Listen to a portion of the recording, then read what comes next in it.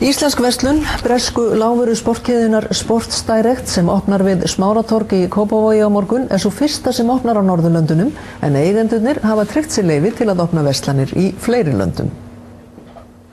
Sports Direct er stærsta íþróttavörukeðjan á Bretlandseyjum með 470 búðir en ráðandi hlutur í fyrirtækinu er í eigu Mike Ashley, eiganda enska knattspyrnuliðsins Newcastle United.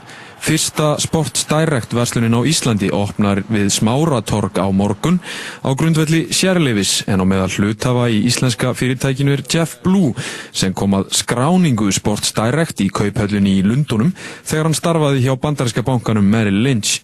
Jeff Blue er alls ekki ókunnugur Íslandi því hann starfaði einnig tíma sem sérfræðingur hjá Baugi Group. Aðrir hluthafar eru Sigurður Pálmi Sigurbjörnsson og Sports Direct í Bretlandi. There is a huge appetite for sporting brands and sporting product here in Iceland, and we think with the range of product that we have to offer, with also a fantastic value offer, that we think that'll be very compelling for the consumers here in Iceland. 18 starfsmenn verða hjá Sports Direct á Íslandi en er að ræða fjárfestingu upp á annað 100 milljónir króna sem er fjármögnuð með eigin fé eiganda. Fyrirtæki mun nýta sér Byrgja Sports Direct í Bretlandi til að geta boðið lágt vöruverð. This is our first store here in Iceland, but we're also hoping, if this store goes well, to look at opening stores in Denmark, Sweden and Norway.